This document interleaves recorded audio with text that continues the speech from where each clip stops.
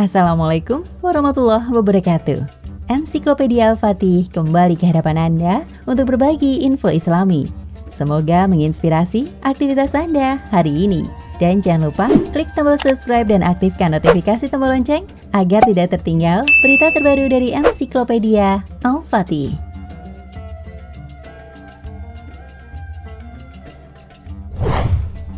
Pada awal-awal sejarah peradaban Islam, banyak kaum wanita yang terlibat aktif dalam diskusi-diskusi intelektual bersama kaum laki-laki di masjid-masjid, pusat-pusat pendidikan dan kebudayaan yang menyebar di berbagai tempat.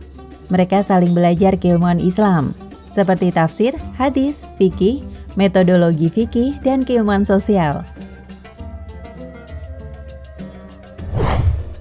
Bahkan banyak sumber menyebutkan bahwa banyak ulama laki-laki yang memperoleh pengetahuannya dari ulama muslimah ini. Beberapa di antaranya adalah Imam Malik, Imam Asy-Syafi'i, Imam Ibnu Hazm, dan Ibnu Arabi. Imam Asy-Syafi'i adalah murid sekaligus teman diskusi ulama perempuan Sayyidah Nafisah.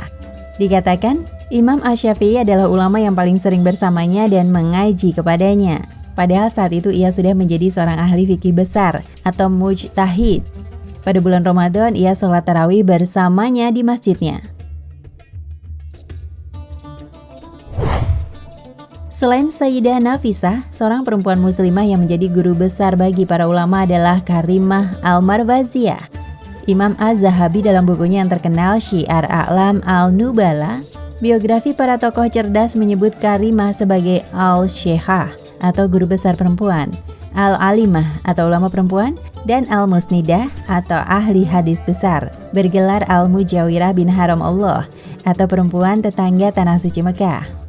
Sementara para ulama Maroko menyebutnya sebagai Al-Ustazah atau profesor perempuan dan Al-Hurah Al-Zahidah atau sufi perempuan.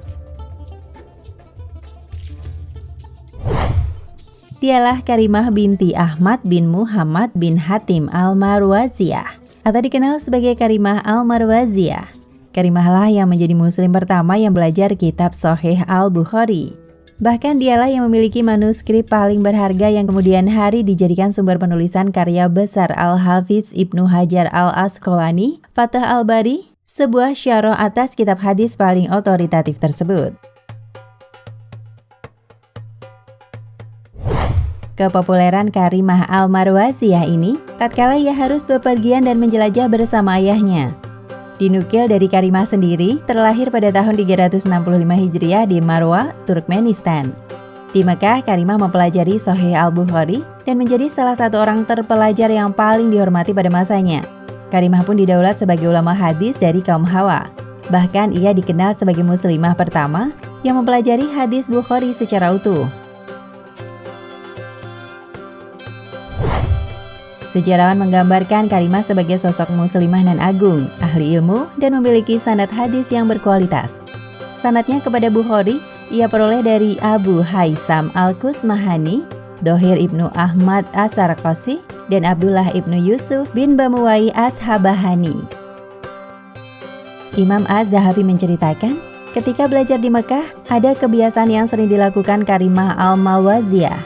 Dia selalu menunggu-nunggu datangnya musim haji. Karena pada saat itu ia akan bertemu dengan para ulama besar dari seluruh dunia dan bisa menimba ilmu, terutama mendapatkan riwayat hadis dari mereka yang memiliki posisi otoritatif. Tetapi pada saat yang sama di Mekah, Karimah juga menyelenggarakan sebuah kholaqoh atau forum, pengajian untuk semua pelajar dan ulama laki-laki dan perempuan. Beberapa ulama besar yang belajar kepada Karimah dan memperoleh ijazah darinya yaitu Imam Abu Bakar Ahmad Al-Khatib Al-Baghdadi, wafat 1070 Masehi, penulis buku Tarikh Baghdad. Abu Al-Muzaffar Al-Sam'ani, 1095, Abu Al-Ghanai Muhammad bin Ali bin Maimun Al-Nursi, 1116 Masehi, muhadis Kufah. Selain kecerdasannya, Karimah juga dikenal karena kejujuran dan ketaatan dalam menjaga amanah, menumbuhkan kepercayaan para ulama guna menimba ilmu kepada muslimah yang dikenal pula dengan Ummul Kiram atau ibu orang-orang mulia. Keistimewaan itu semakin diperkuat dengan budi pekerti dan ketekunannya dalam beribadah. Tercatat di antara sosok ahli ilmu yang belajar kepadanya, Hafidz Abu Bakar Al-Khatib, Abu Thalib ibnu Muhammad Zainabi, dan As-Sam'ani.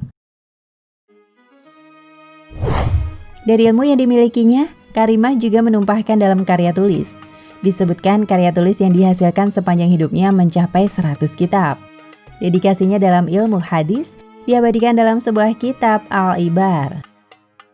Karimah juga termasuk salah satu ahli ilmu yang tidak terlalu memperhatikan kehidupan pribadinya di dunia.